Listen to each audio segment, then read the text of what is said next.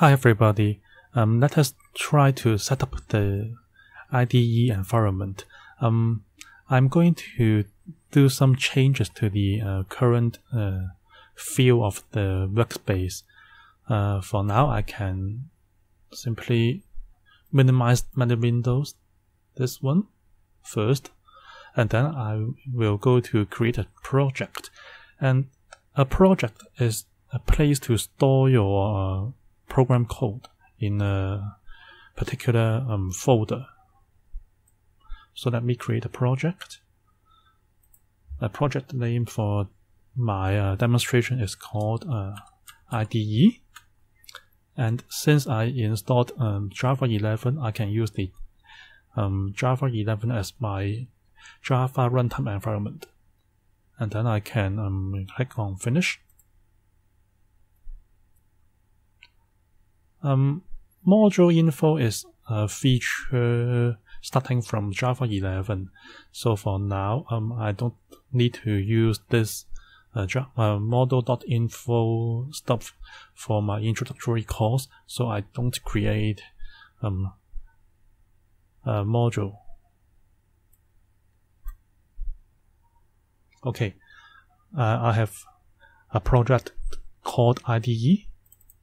I double click and I can see there is an SRC folder. SRC means the source code. So it is a folder to store your source code. For now, I want to create a source code file. What can I do? I can right click. Yes, right click. New class. Okay, I want to create a simple source code file. So I need a main method. I click on this one, and I don't need to do abstract methods, so I remove the tick on this box. And for the class name for my main method, I can call it a driver. Usually the class name would be starting with a capital letter, and then I click on Finish.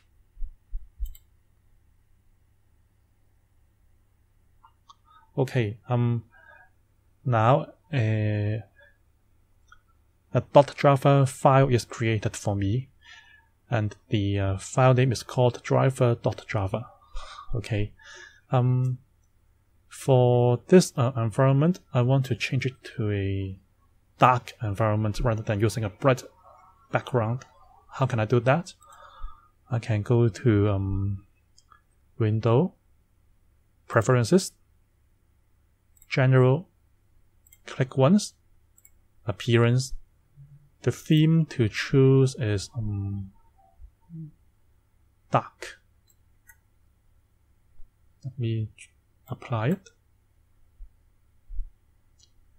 Yes. Let me close it. So the environment is now dark. I want to enlarge the characters to enhance my visibility. How can I do that? I can go to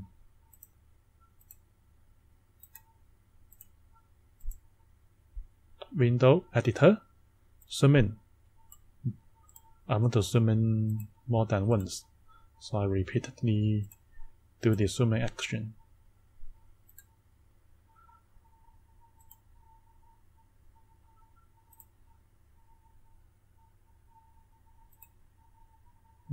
Once more, I think. Okay, this is the way to enlarge the characters on my file. So in order to have more space for my editor, I can minimize more windows. This one and that one. So the space for my editor will be more. And we can see the line number and the column number over here. So this point is line number 4, character position 45. So now let me tell you the basics of running the Java source code. Java is an object-oriented programming language, so we have to create a class, and for that class we can have some variables or some methods, and these classes can be stored in so many .java files, which is something shown on the left-hand side of the screen. And for all of these .java source code files, there can be only one main method. And when we run the whole project, Java will come up and search for the main method, and all the instructions would start with the main method. So if the main method needs to make use of other classes stored in other source code files, Java is able to use other classes from other source code files, and then the operations will come to the main method. So the main method can call the classes from other source code files. So this is the main idea of running the Java project code. Let me show you some simple way of creating a source file. You can remove this one, and I can do some printing of lines on the console. How can I do that? I can use the System.out.println command.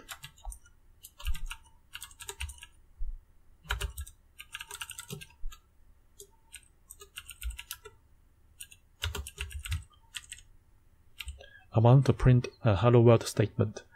I have to use System.out.println, and then the string to be printed is put inside a pair of parentheses. And we have to notice that every single line of code has to end with a semicolon. This is actually one of the most common mistakes for Java programmers.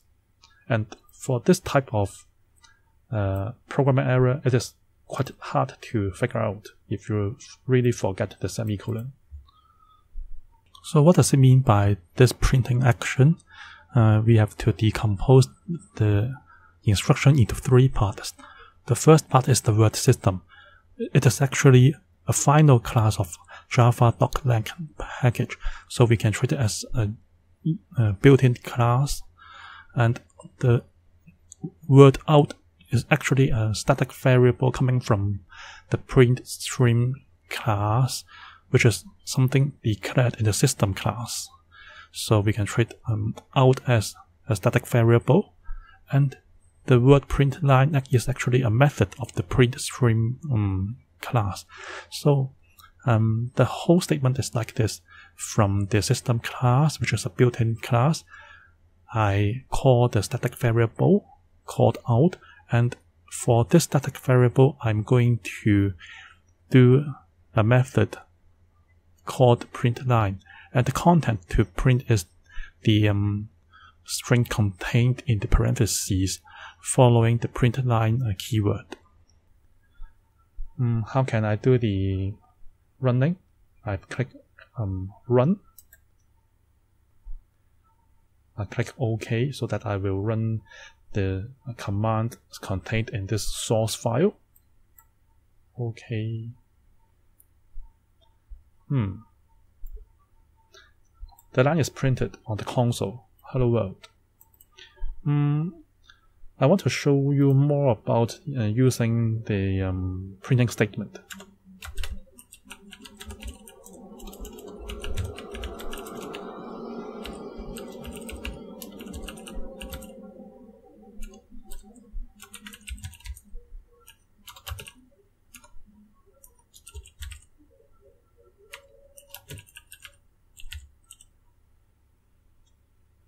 What will I get?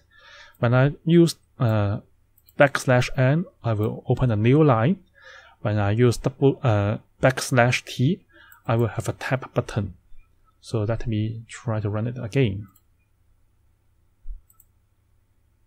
Yes, you can see that I will print out the first line, followed by the second line. Although it is one whole line, the presentation would be having 2 lines because I have used the \n to do the changing of a new line. And the \t would be shown here and there.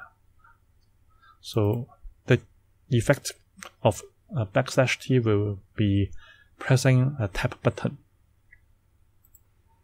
I can also show you more about printing some lines on Java.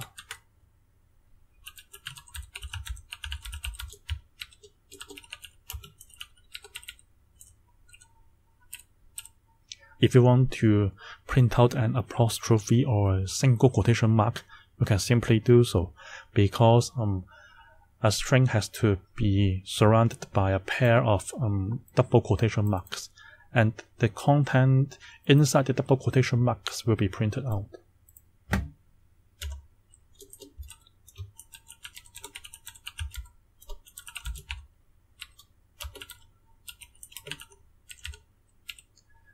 Even though we have a space in the string, this space will also be printed out. So we have to notice that the content we print out will be surrounded by a pair of double quotation marks. Let me try to run it. Okay, altogether I will have 5 lines, even though I have just 4 lines of instructions, because the \n key will help me change a new line here. We have to notice one thing about Java. Java is case sensitive. That means small letters are different from capital letters. So for this S has to be a capital letter according to the Java syntax requirement. And for the P here, this P has to be a small letter, otherwise the computer is not able to respond to your request of doing the printing action. In addition to printing out some lines, I can also discuss the ways to get some comments into your code. Comments are really useful for programmers because other people might read your comments to understand what you are doing about the code. It enhances the readability of the code, and it facilitates the debugging of your code greatly. For comments, I need 2 slashes. So if you just want to have 1 line of comment, we start with the 2 slashes followed by the thing you want to print. You want to say to the programmer, and we have to notice that the comments are not printed on the console. If you want to create multi-line comments, Java has a way to do that.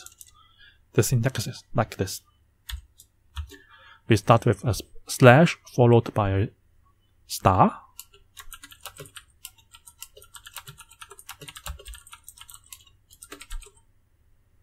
If we want to change to another line, we can do so.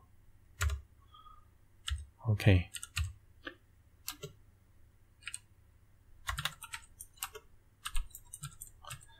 In fact, multi-line comments are represented by this opening pattern and this closing pattern. So we start with slash star and we end with star slash. This star is not required in Java, so we can have this format to create multi-line comments. Let me save it and run it again. So you can see that the single line comment and the multi-line comment are not printed on the console. So that's why we can say something about the program to other programmers on the source code by using comments. After finishing your source code, you can search for the source code on the directory followed by the pattern shown here.